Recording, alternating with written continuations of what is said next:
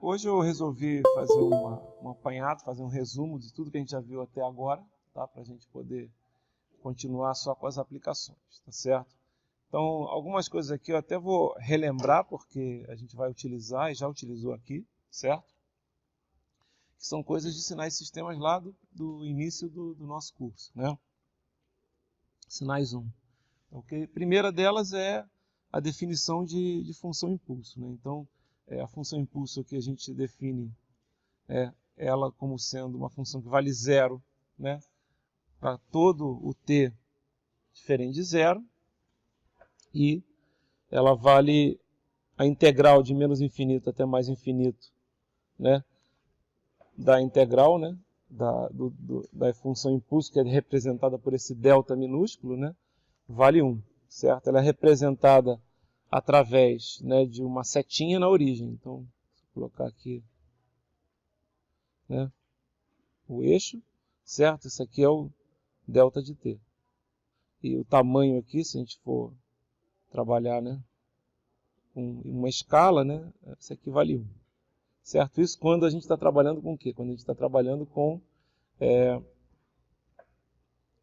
como está falando aqui, a gente está trabalhando com um delta de t unitário, certo? Se você estiver trabalhando com alguma coisa, né, que é diferente da unidade, ele coloca normalmente o valor aqui, ó, isso aqui vale A, certo? E aqui, ó, é um T0, certo? Nesse caso aqui, um T0 positivo, né? Se quisesse fazer aqui o eixo do tempo, aqui seria 0 e esse era um T0, tá certo? Legal. Só para a gente relembrar isso, né? Aí tem algumas propriedades interessantes, né? Que, por exemplo, isso é propriedade do delta, né? Que não está aqui, mas essas propriedades eu vou colocar aqui novamente, mas é bom a gente lembrar, né, como é que elas funcionam. E é bem fácil pela definição, né? O que acontece aqui? Se você pegar um delta de t e multiplicar por uma função qualquer de t, isso aqui é a mesma coisa que pegar o delta de t e multiplicar pela função em zero. Tá? Por quê? Porque o delta de t só existe, né, no zero. Certo? Ok? Isso vale, claro, também quando o delta de t está deslocado ou quando a função está deslocada. Então, quando você tiver um delta de t menos t0, ele só existe em t0. Se você multiplicar pelo um f de t, isso aqui vai dar um f de t0. Tá? Essas duas propriedades, elas estão relacionadas entre si. A única diferença é que existe um deslocamento. Tá? Se você usar a integral na primeira propriedade, se você integrar o delta de t vezes o f de t dt, o que vai acontecer? Tem que integrar os dois lados, né? Então vai dar delta de t, f de 0 dt. Como isso aqui não depende de t, você pode tirar para fora da integral. Aí vai ficar f de 0, que multiplica a integral de menos infinito a mais infinito, de delta de t dt, que a gente sabe que por definição vale 1. Tá? Por isso que o pessoal fala que a função delta é a função amostragem, né? Ele vai pegando amostras, certo? Se você multiplicar pelo delta, integrar, multiplicar pelo delta, integrar, você sempre tem a amostra do sinal, naquele ponto em que você está trabalhando com o delta. Se o delta estiver em 0, ele pega em 0. Se o delta estiver na posição T0,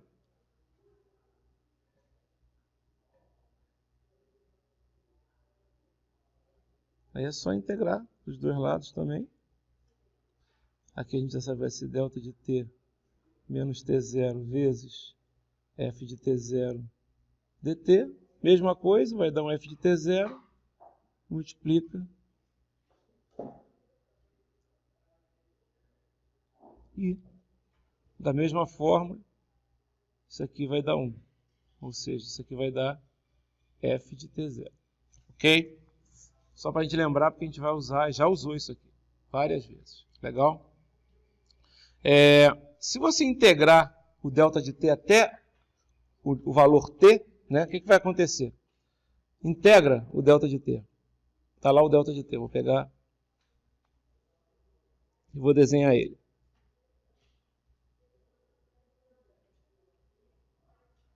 Está em 0, esse aqui é o delta de t. Eixo do tempo.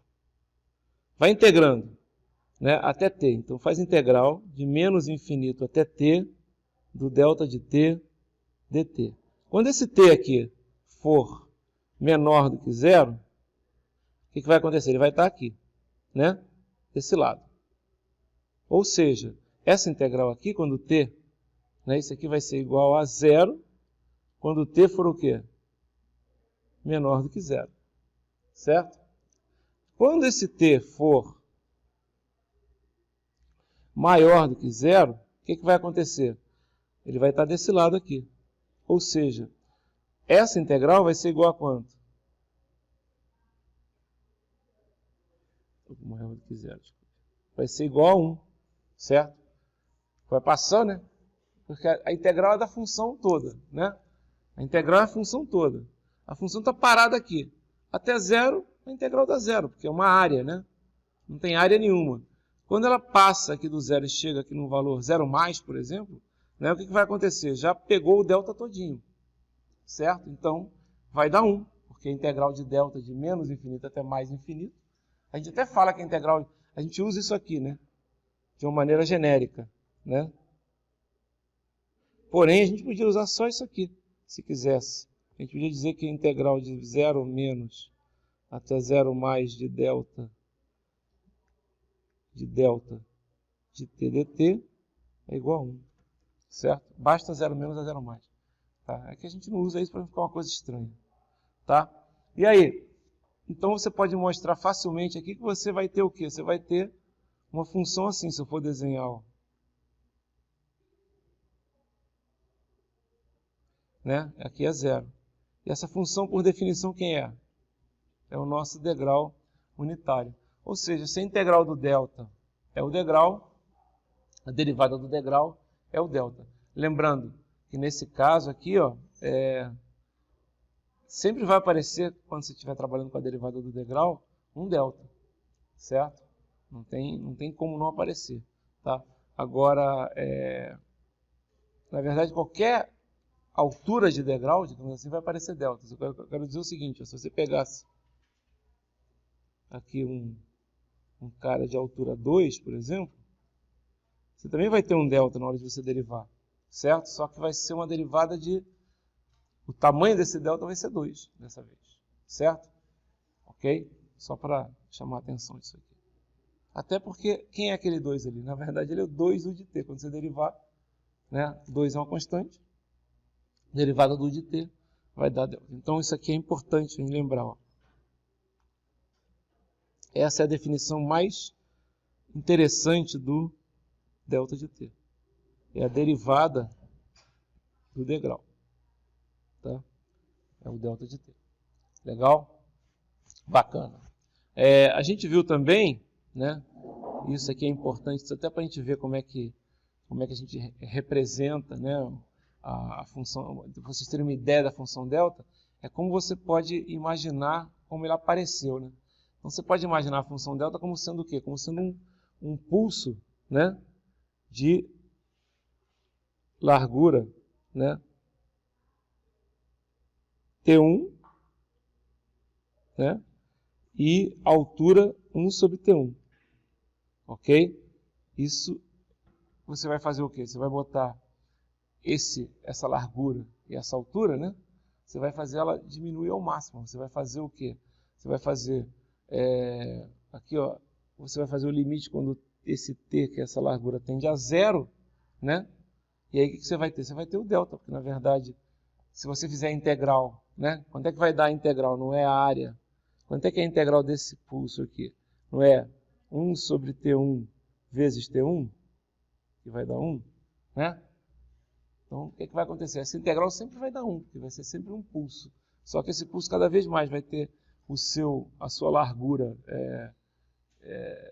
pequena, e aí, como é 1 sobre a largura, você vai ter um tamanho infinito, certo? Na verdade,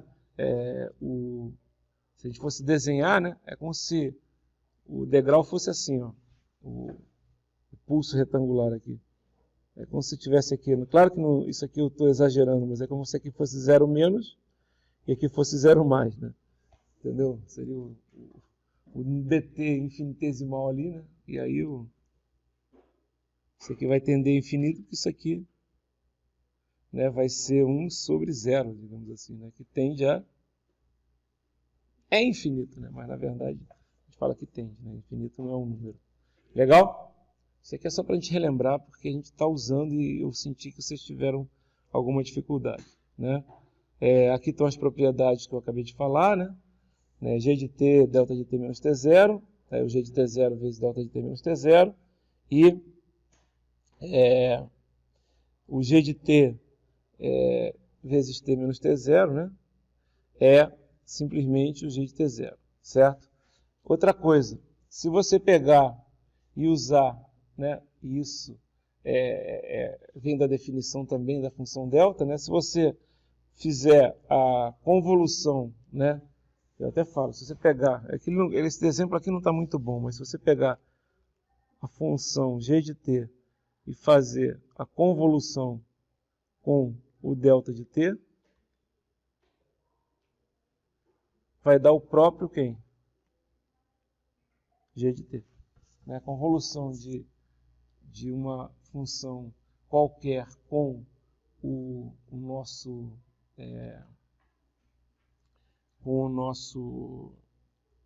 impulso unitário da própria função. E é só para vocês lembrarem como é que é a operação de convolução que vocês veem logo isso, né? Você pega, por exemplo, como é que você faz a convolução?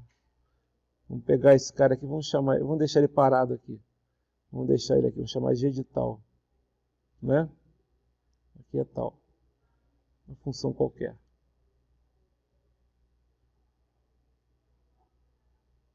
Aí a gente coloca, por exemplo, aqui o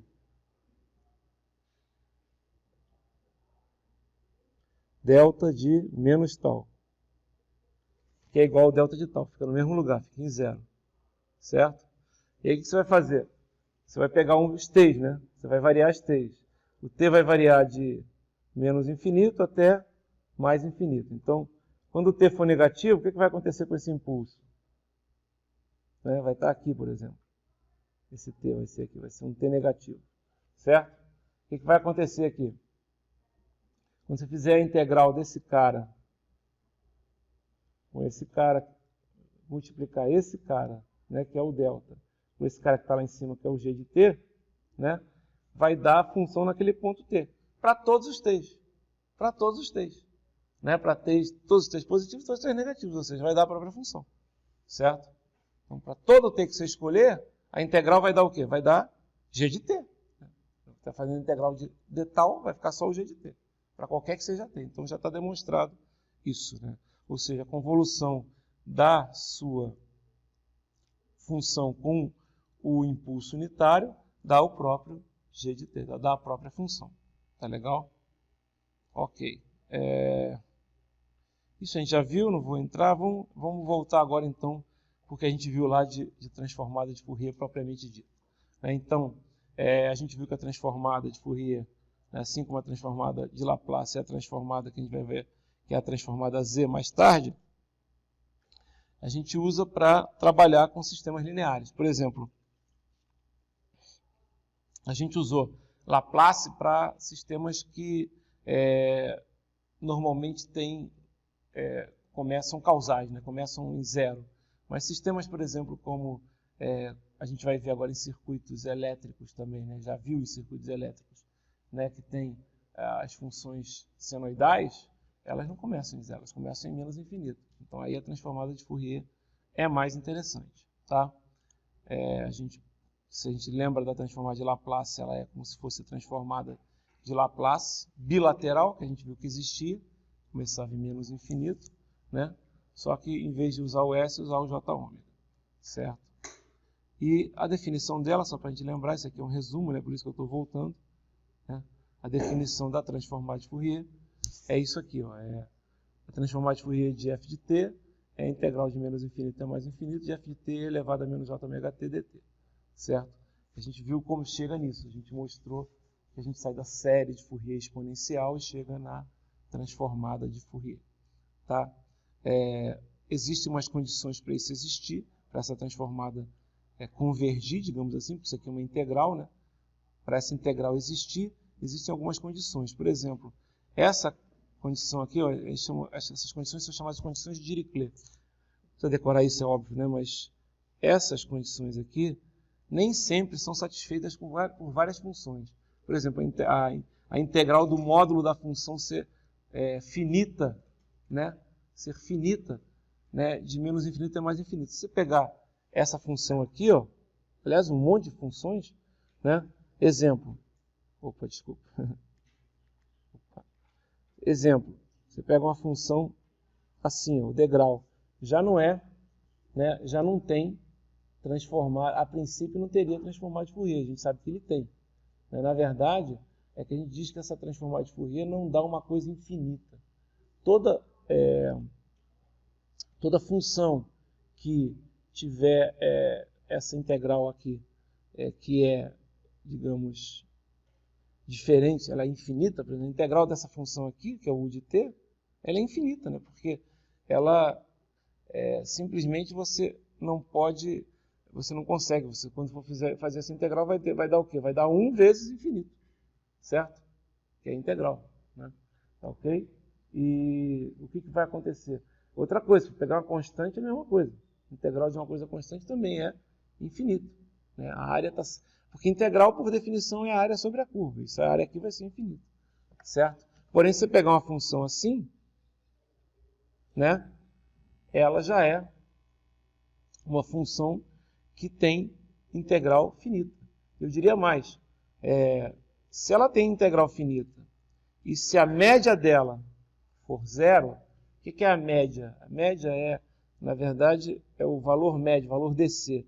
É o limite, quando t tende a infinito, de 1 sobre t, integral de menos t até mais t, de f de t, dt. Né? Então, o que vai acontecer? Se você pegar essa integral aqui, por exemplo, dessa função aqui, né? Quando ela tender, o que vai acontecer? A integral dela é finita. Essa área existe.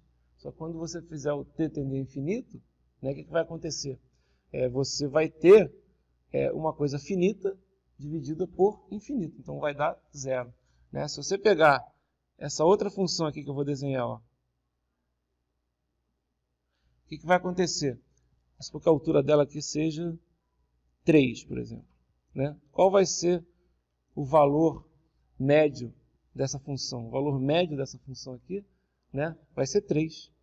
Por quê? Porque esse bico aqui, quando você fizer a divisão, né, digamos assim, por infinito, ele vai cortar. Né? Ele vai tender a zero. Tá certo? Ok? Vocês entenderam o que eu estou falando? Então, notem essas funções aqui, ó, por exemplo, ó, qual é o valor médio desse cara? O valor médio da função U de t. Né? O valor médio da função U de t é meio, né? Porque ela vale 0 para todos os t's menores do que 0 e vale 1 para todos os t's maiores do que 0. Certo? Então, você vai ter uma média aí que vai ser 1. Dá para a gente fazer isso usando cálculo. Tá? Eu não vou usar cálculo aqui, mas dá para fazer usando cálculo. Tá? A gente vai usar aqui, porque está fácil. Mas, por exemplo, você pegar algumas outras funções que têm valor médio nulo, seno e cosseno, né? Certo? O valor médio é 0. Certo? O valor médio é 0. Tá? Mas essas funções todas, a princípio, elas têm energia, elas não são absolutamente integráveis, algumas que eu coloquei aqui, né? Mas essa é. Tá? Mas, por exemplo, essa aqui já não é. Tá, ok? Essa aqui já não é. Aí você fala, então não pode ter transformada. Sim, elas têm transformadas. Só que nessas transformadas, normalmente vai aparecer o quê? Vai aparecer a função impulso. E aí faz totalmente sentido, porque a ideia do cara falar que tem transformado é que que aquela integral convergia, ou seja, ela não chegava num valor, digamos, infinito. E se você fala que a transformada de uma função dá uma coisa que tem função impulso, porra, a função impulso tem valor infinito. Entendeu? Por isso que, se você fosse matemático, assim, em cima disso, você fica maluco, né? Porra, caramba, que coisa louca, mas não é. Tem função, tá? Tem transformada. Só que aí, quando ela não obedece essas condições aqui, né, você tem que usar algumas aproximações. A aproximação que se usa, basicamente, é esse aqui, ó. É usar a função impulso, tá? Então, não vou conseguir a transformada. Você vai conseguir a transformada de tudo. Só que, claro, tem algumas até que você não consegue fazer integral, mas a transformada vai existir. O que vai acontecer é que às vezes vai aparecer essas funções de impulso aqui para, digamos, você poder trabalhar. Tá ok? Legal. Continuando. Tá.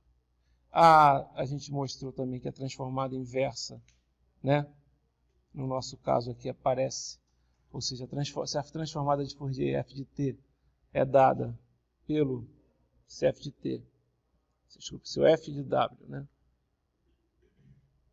é dado por integral de menos infinito até mais infinito de f de t elevado a menos j ômega t dt, né, e aqui é menos, e aqui é dt.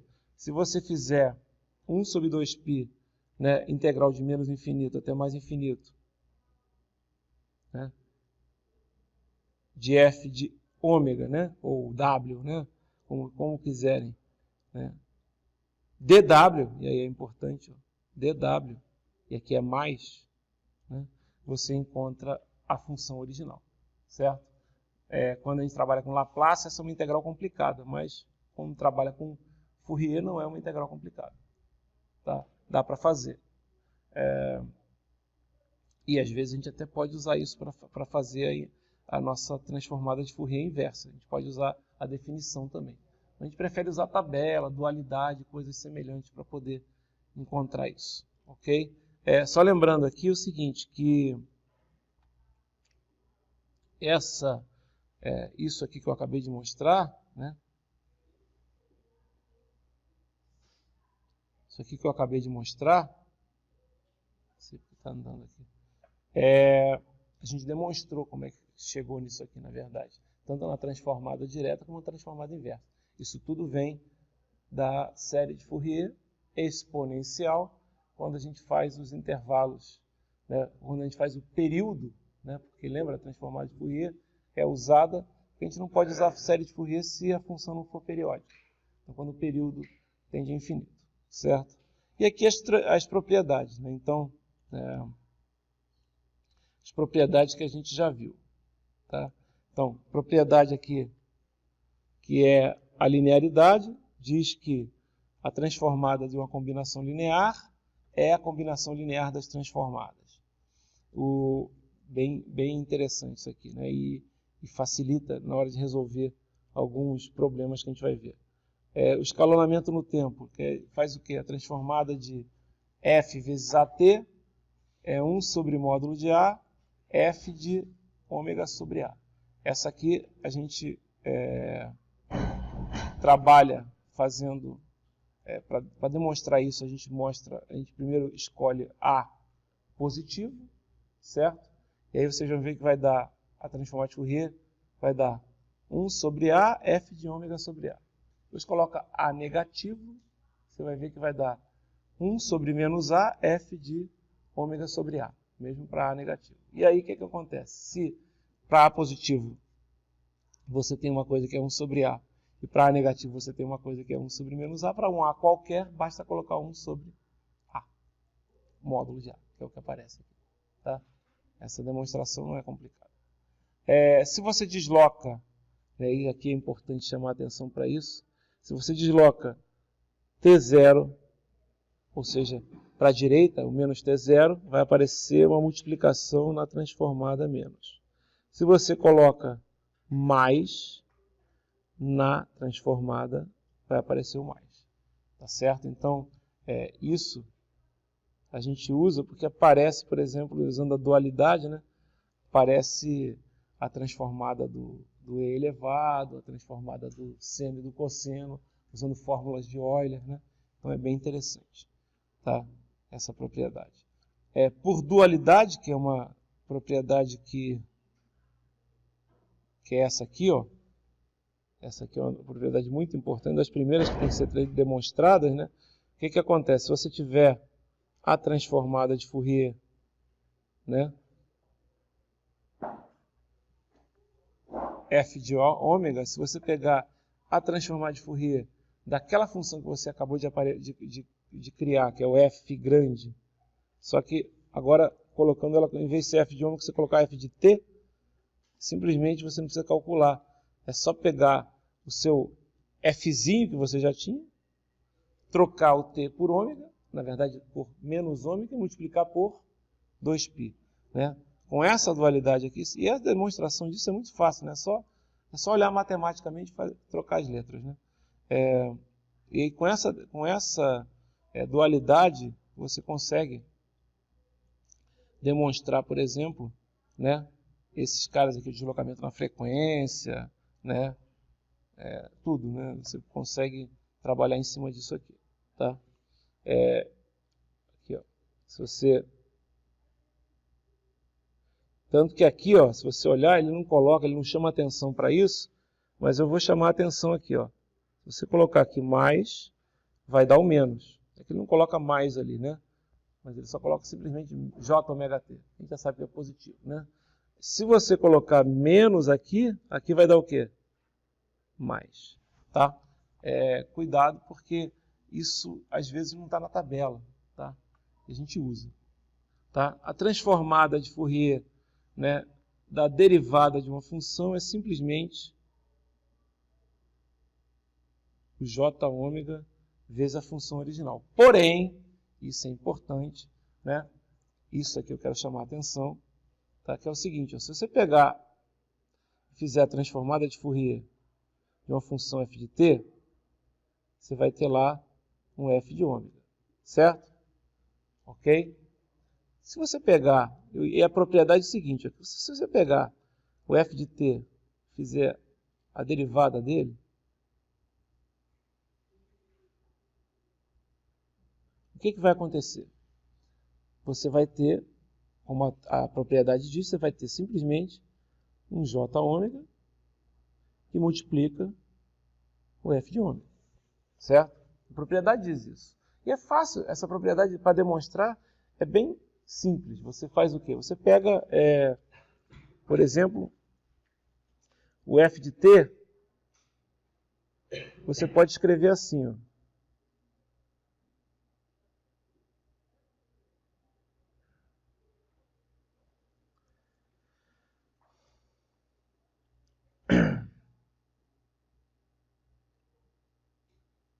Né? Por quê? Estou usando isso aqui, estou usando a definição de transformada inversa. Né? Isso aqui não é o f de t propriamente dito, está ali aqui em cima.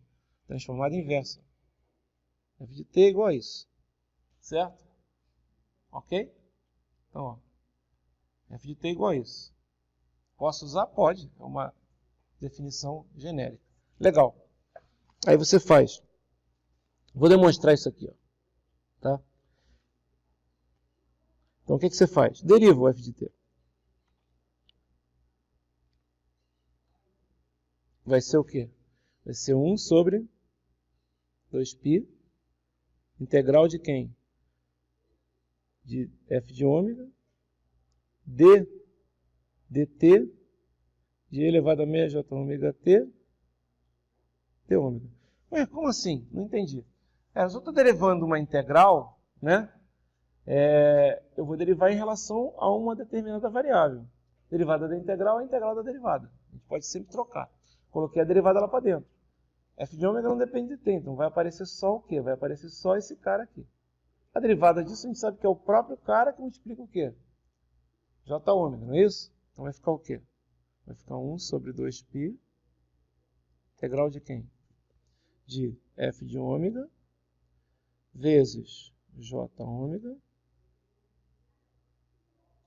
vezes o quê? Vezes o e elevado a mais j ômega t d ômega. Não é isso? Isso aqui é o quê? Isso aqui é o d f de t dt. Certo? Ok? Chama isso aqui de uma função qualquer, ó. Uma função qualquer g de t, por exemplo. Tá? Olha só, se essa aqui é uma função qualquer g de t, eu poderia escrever assim, ó. Da mesma forma que eu escrevi o f de t, eu não poderia escrever assim? Aqui eu não coloquei, mas é de menos infinito, até mais infinito, menos infinito, até mais infinito, menos infinito, até mais infinito. Não poderia escrever assim, g de ômega e elevado a mais j ômega t de ômega? Não poderia escrever assim? Um g grande que eu não sei quem é.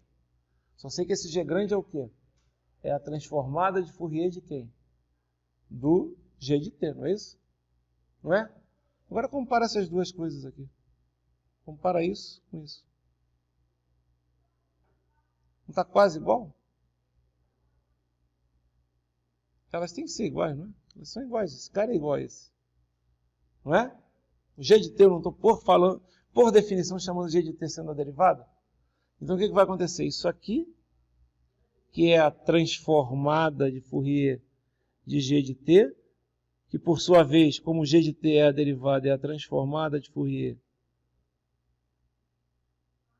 é igual a quem? É igual a g de ômega, que é igual, por sua vez, a quem?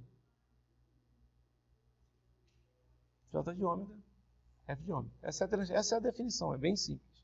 Essa é a demonstração, já está demonstrado, ou seja, a transformada disso é isso. Tá? E aí?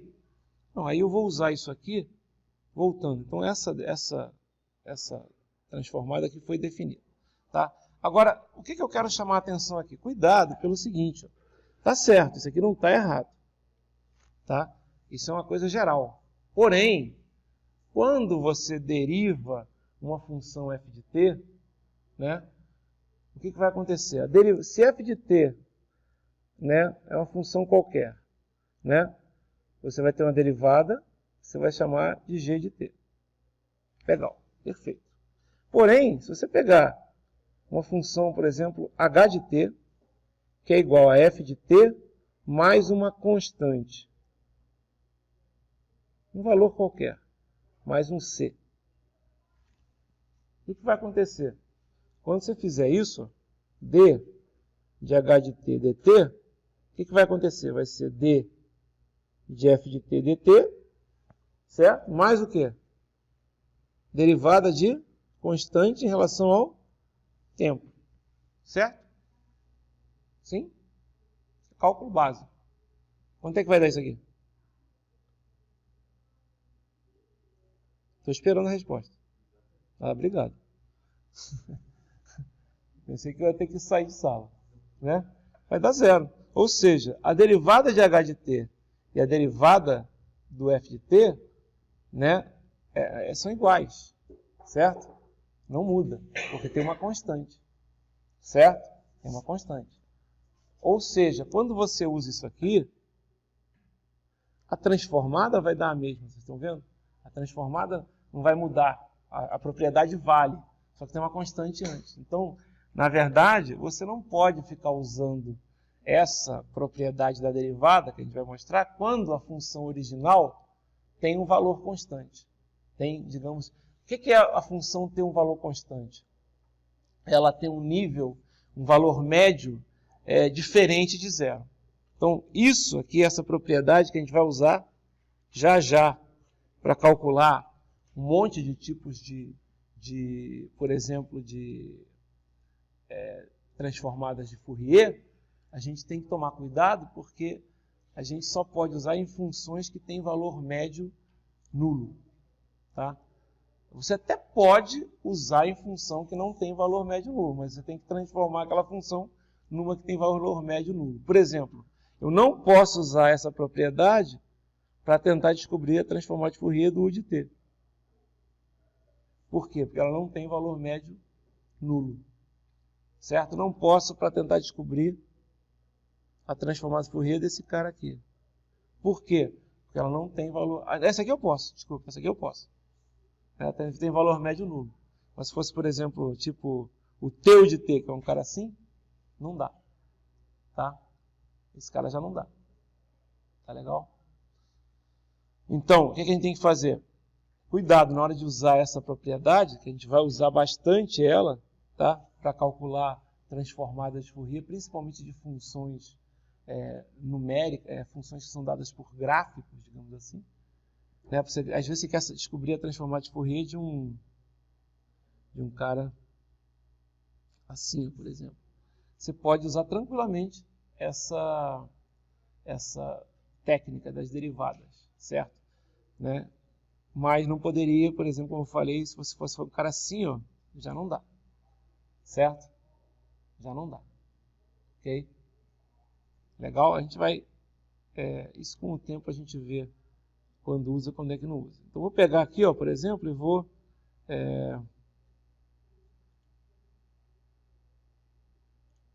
vou... Cadê?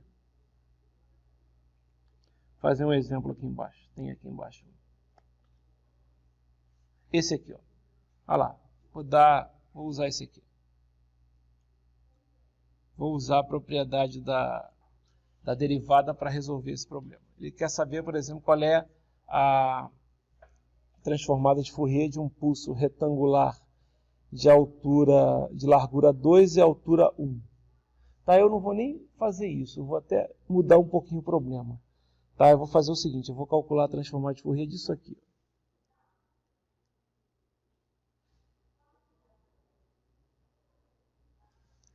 Um pulso triangular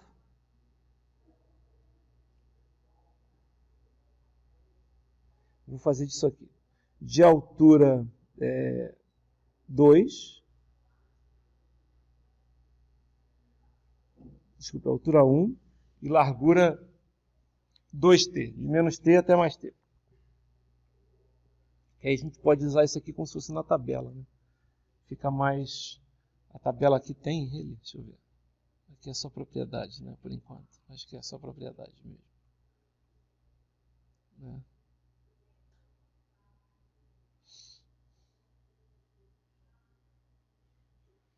Ó, tem uma parecida. Vou botar igualzinho a tabela. Vamos ver se a gente chega lá no mesmo valor. Né? Que é t sobre t grande. Tá, grande.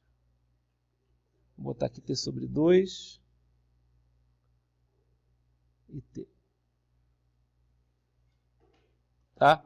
Vamos fazer isso aqui usando o quê? Usando a técnica que a gente acabou de falar que a gente pode usar. A gente vai usar o seguinte, que é a transformada de Fourier da derivada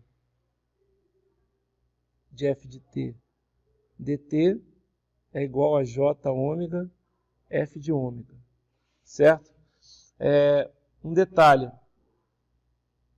Isso aqui eu posso generalizar. É só aplicar várias vezes a derivada. Então aparece o n. Né? Se for a primeira derivada, a segunda derivada e assim por diante.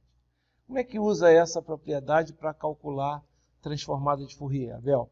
A gente vai derivando, como o nome já está dizendo. Isso aqui vai ser minha função. Vou chamar ela de triângulo de tzinho sobre t grande. Né? Ele define dessa forma. Triângulo de tzinho sobre t grande é igual a menos t até mais t, menos t sobre 2 até mais t sobre 2, né? Uma reta que vai até 1 e depois decresce até 0. Certo? Vou fazer o seguinte, vou derivar isso uma vez. Tá?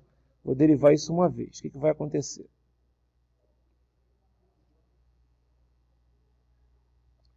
É diferente do que está aqui, viu, pessoal? Né? Vou derivar isso uma vez, o que vai acontecer? Vai aparecer o seguinte, eu vou chamar isso aqui de delta' de t sobre t grande. Cuidado que não vai ser igual do lado do que está no slide aqui não, vai ser um pouquinho diferente. O que vai acontecer? Quando chegar até menos t sobre 2, a derivada é nula. Certo? Aí o que vai acontecer? De menos t sobre 2 até 0, o que eu tenho aqui em cima? Uma reta de inclinação quanto? Tem uma inclinação aí. É 1 né?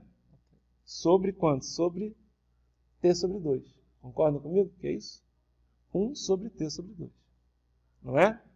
Notem que o exemplo aqui é diferente. Vai de menos 1 até mais 1. Aqui é uma reta de inclinação 1, então ele simplesmente colocou 1 aqui. Certo? Então isso aqui não vai ser 1. Aqui vai ser 1 dividido por t dividido por 2. Não é isso? Não é? 1 dividido por t sobre 2. Ou seja, é quanto? 2 sobre t. Certo? Ok? Legal. E depois? Então isso aqui, ó, vai acontecer isso. 2 sobre t. E depois, o que vai acontecer? De 0 até mais t sobre 2 é a mesma reta, certo? Só que a inclinação agora é para baixo. Ok? Então não é 1 sobre t sobre 2. É menos 1, porque é 1 para baixo. Né? Então vai dar quanto aqui embaixo? Vai dar quanto? Menos 2 sobre t. E depois, continua. A ideia de você ir derivando aqui nesse problema é que quando você faz isso, você vai simplificando a função. Né? A ideia da técnica da derivada é chegar sempre num ponto em que você só tenha deltas. Por quê? Porque a transformada de Fourier de delta, né, pela própria definição do delta, vai dar 1. Certo? Então, se você não tem deltas aqui, não tem nenhum delta por enquanto aqui, certo? Você continua derivando. Eu vou continuar derivando, vou até desenhar de uma outra forma, agora vai terminar o meu problema. Né? Então, o que vai acontecer aqui?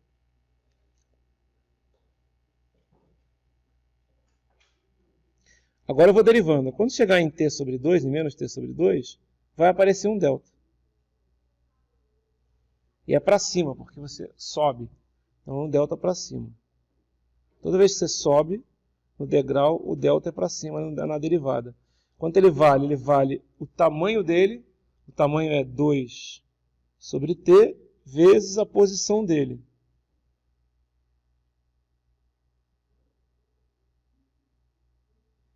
Delta de t mais t grande sobre 2. Né? Porque essa é a posição. Delta de t estaria na origem. Delta, se ele está em menos t sobre 2, ele está em delta de t menos t sobre 2 mais t sobre 2. Continua derivando. Vai aparecer um cara aqui que tem tamanho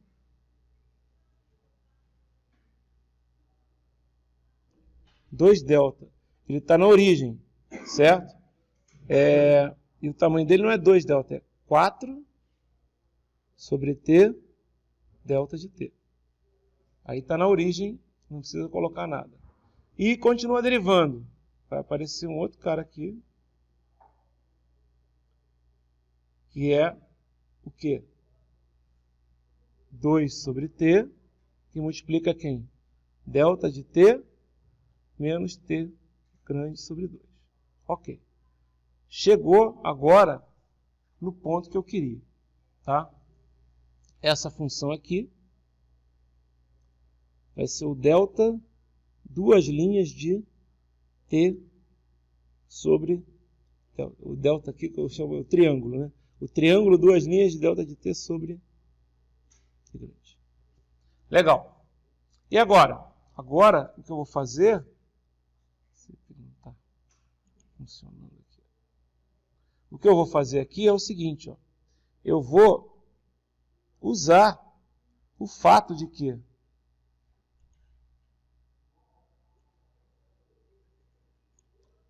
eu vou usar agora a propriedade. Como assim? Vamos lá. Eu vou pegar e vou falar o seguinte, ó. Transformada de Fourier de delta, duas linhas de t sobre t grande, que é a função original que eu queria, é a derivada segunda da função original que eu tinha. É como se esse delta, estou falando delta, né? Deixa eu chamar de triângulo. Esse triângulo aqui, vamos supor que ela seja um f de t. Né? Ou seja, isso aqui é a mesma coisa que eu escrever como assim, ó, d2 de f de t dt. Pela definição, né, pela propriedade, é o quê? É j ômega ao quadrado f grande de ômega, onde esse f grande de ômega nada mais é do que a transformada de Fourier de f de t. Como eu chamei f de t igual a esse cara aqui, isso aqui é igual à transformada de Fourier de quem? De triângulo de t menos t sobre t grande. Tá? A gente definiu dessa forma. E aí? Então, agora eu quero encontrar isso aqui. Ó. É o meu problema. É encontrar a transformada de Fourier dessa função aqui. Tá? Eu já sei que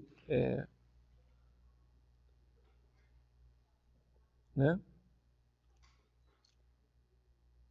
É a transformada de Fourier dessa função aqui. Eu já sei, então, como ela vale, né? Como ela, pela propriedade, né? O que vai acontecer? Eu posso escrever assim, ó, f de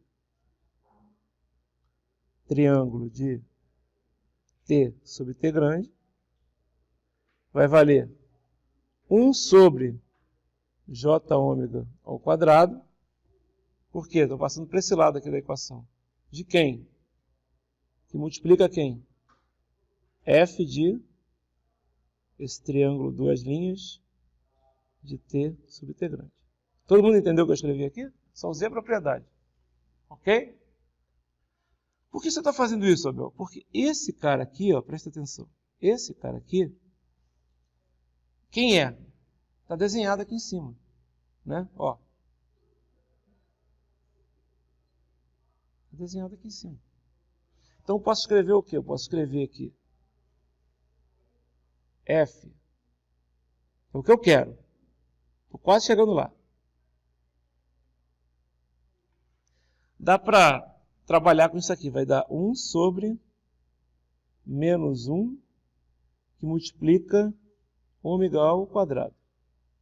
Por quê? Porque j ao quadrado é menos 1. Ômega ao quadrado é ômega ao quadrado. Certo? E agora eu vou substituir esse cara aqui. Ó. Quem é esse cara? Ele é delta, ele é 2 sobre t, delta de t mais t grande sobre 2, tá? Mais 4 sobre t, delta de t, mais não, ninguém reclamou, né? Certo? É menos. Mais quem? 2 sobre t, delta de t,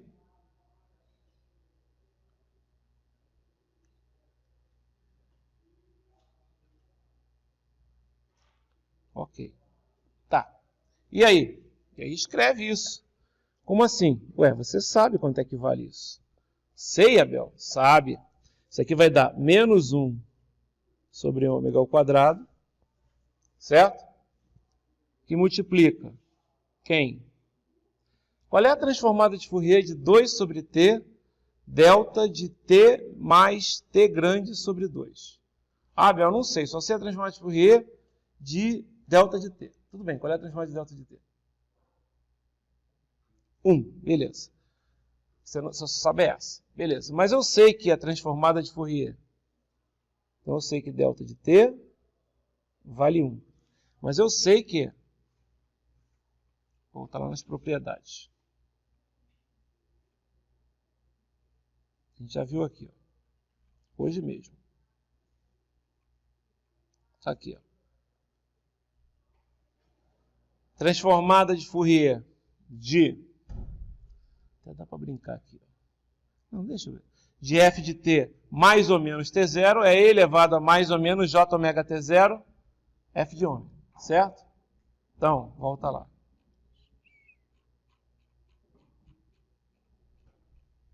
Então, ó, transformada de Fourier de f de t mais ou menos t0 é igual a quem? E elevado a mais ou menos j ômega T0, F grande de ômega.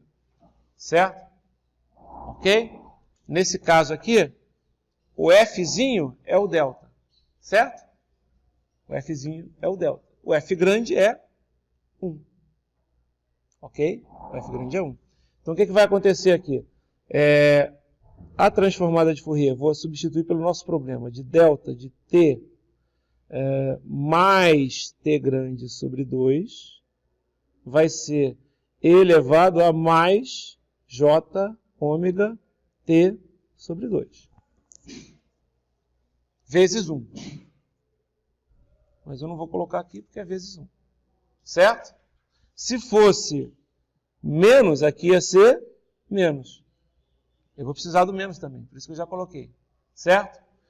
Multiplicado por 2 sobre T, T é uma constante nesse problema, não muda, certo? Então, ó, o que vai aparecer aqui? Vai aparecer 2 sobre T, que multiplica E elevado a mais J ômega T grande sobre 2.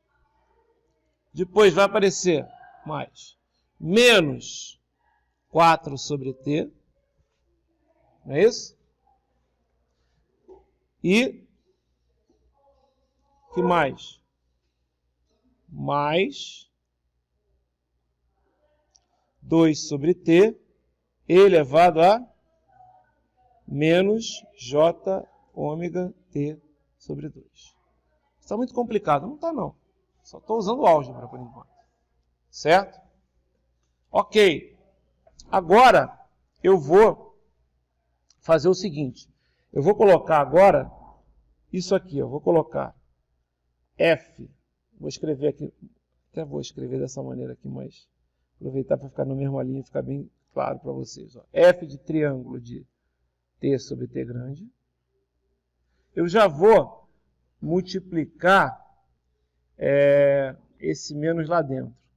Então vai ficar assim, ó. Vai ficar 4 sobre T ômega ao quadrado. Isso. Menos.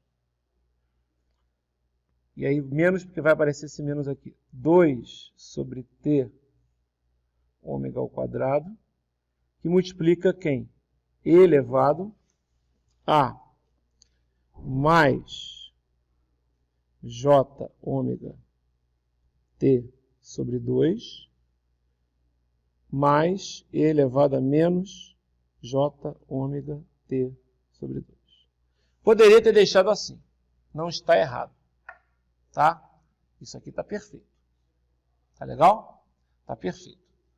Mas o que você vai mudar aí? Vou mudar já já. É o seguinte, ó. Olha aqui.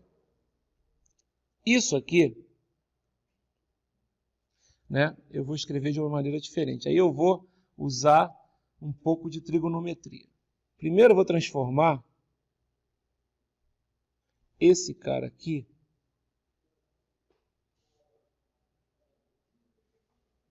se eu dividir por 2, eu tenho que multiplicar aqui em cima por 2. Certo? Por que você está fazendo isso, Abel? Porque quando eu faço isso, pessoal, vai aparecer aqui um cara, esse cara aqui, ó, vai virar um cosseno de quem? De ômega T sobre 2. Certo? Porque o cosseno, né, é E elevado a J. Cosseno de, só me lembrar daqui, ó, cosseno de θ é E elevado a mais J θ, mais E elevado a menos J θ, dividido por 2. Certo? Então, olha o θ aqui, ó. Certo? Vai aparecer isso. Ok? E aí vai ficar como? Vai ficar, vou escrever aqui, voltando aqui, vai ficar assim, ó. 4 sobre T ômega ao quadrado. E aí, ó, aqui também vai dar 4, não vai dar 4? Não é? Então vai dar, eu posso botar em evidência, vai ficar 1 menos cosseno de ômega t sobre 2. Certo? 1 menos cosseno de ômega t sobre 2. Ah, tá. Por que você escreveu isso? Porque agora eu vou usar uma mágica trigonométrica, que está aqui em cima, está na mesma página. Ok? Como assim? Apareceu o quê? 1 menos cosseno de ômega é o quê? É igual a 1 menos cosseno de... Desculpa, 1 menos cosseno de ômega é igual a 2 seno ao quadrado de ômega sobre 2. Como é que você chega nisso? É só botar seno A, cosseno B, cosseno A, cosseno ômega sobre 2, dá a mesma coisa, tá? Ok? Você divide o ângulo, tá? São relações trigonométricas. Por que eu vou usar isso? Porque isso aqui vai se transformar em quê? Usando essa fórmula. 1 menos cosseno de ômega dá 2 seno ao quadrado de ômega sobre 2. Então aqui vai dar 2, certo? Ok? Seno ao quadrado de ômega t sobre 4. Certo? Ômega t sobre 4. Legal. E agora? Agora eu continuo. F de triângulo de t sobre t grande, né? Vai ficar o seguinte, ó. Vai ficar 4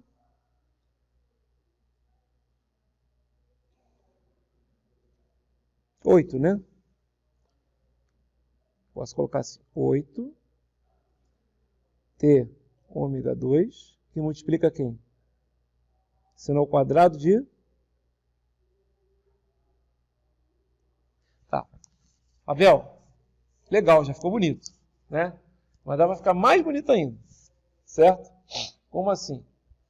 É o seguinte, a gente lembra que seno de x sobre x é conhecido como... Vou apagar isso aqui, seno de x sobre x é chamado de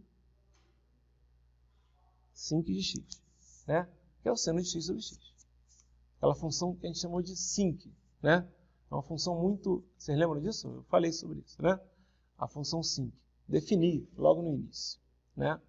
A função sinc é seno de x sobre x. A gente fez em alguns casos aí. A definição. Isso aqui não se discute. Aliás, é interessante, né? A gente pode definir de outra maneira também. A gente pode chamar de seno de πx sobre πx. Tá? Não está errado. Aí você está trabalhando, na verdade, com um eixo que foi multiplicado por π. Ok? Tranquilo. E aí? E aí eu vou fazer o seguinte, ó. Eu vou fazer o quê? Eu vou botar seno, e seno ao quadrado de πt de ômega t sobre 4 é seno de ômega t sobre 4 ao quadrado, né? A gente não pode esquecer dessas coisas simples, né? Não é seno de ômega t sobre 4 ao quadrado, mas é seno de ômega t sobre 4 ao quadrado, que é o seno ao quadrado, certo?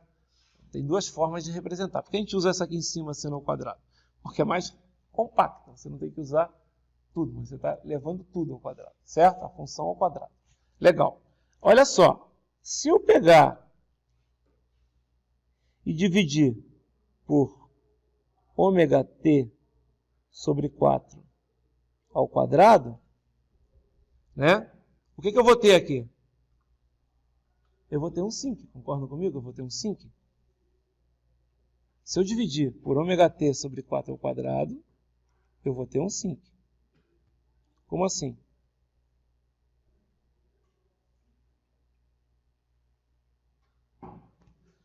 Não vai ser um seno, não vai ser um sinc, vai ser um sinc ao quadrado, né? Eu não posso escrever isso aqui, ó. Isso aqui vai ser o quê? Vai ser seno de ômega t sobre 4 sobre ômega t sobre 4 ao quadrado. Tudo bem? Sim? Só que se eu dividir por ômega t sobre 4 ao quadrado, eu tenho que fazer o quê? Eu tenho que multiplicar por ômega t sobre 4 ao quadrado, senão a coisa não dá certo. Né? Eu estou substituindo 6 por meia dúzia, tem que ser igual. Certo? E não pode esquecer que do outro lado ainda tem aqui o quê? Um 8 sobre T ômega 2. Certo? Legal? E aí fica o quê? Fica assim, ó. 8 sobre T ômega ao quadrado. Aqui, ó, vai dar multiplicado por ômega 2 T2 sobre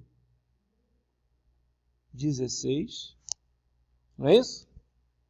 Isso tudo multiplicado por quem?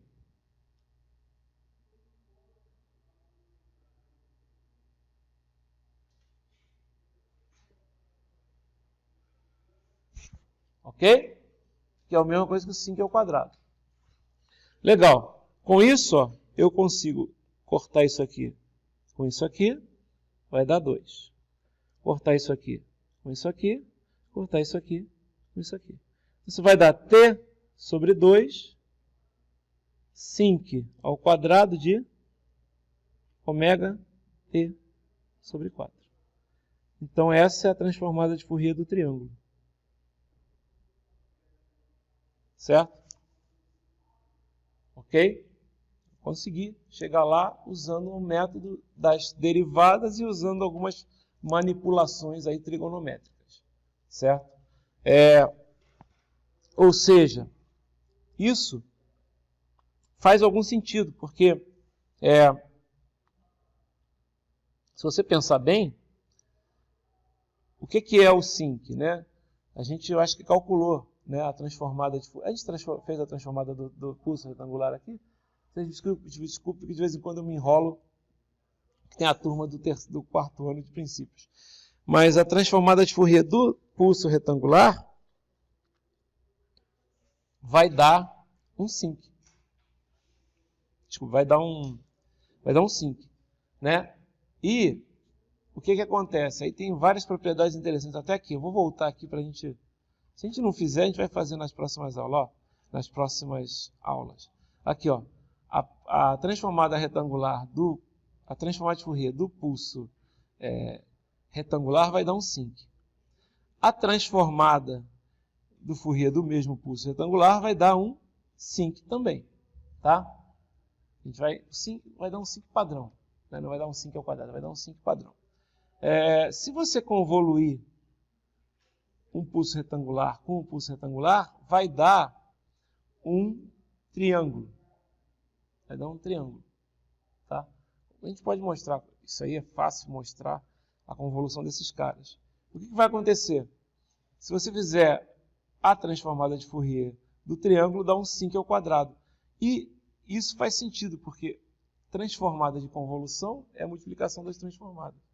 Então você pode encontrar esse sinc ao quadrado multiplicando esses dois caras aqui, ou aqui no caso convoluindo. Esse gráfico aqui é bem interessante.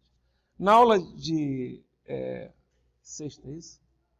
A gente vai continuar com o nosso resumo aqui e já vai fazer algumas propriedades aqui, mas era interessante. A gente aqui foi legal ter feito essa transformada de Fourier do sinc ao quadrado, porque se eu não fiz a do pulso retangular, eu vou fazer e vou usar a mesma técnica e vai ser mais fácil, porque aqui a gente teve que derivar quantas vezes para chegar lá? 2 vezes. Para encontrar a derivada do pulso retangular, basta derivar uma vez. E quando você deriva na primeira vez, já aparece um pulso para cima, e depois quando você deriva na segunda vez, aparece um pulso para baixo. Certo? A gente vai encontrar a mesma coisa. Legal? Falou, galera? Até sexta, então. Ok. Oi. Eu ainda vou marcar a prova.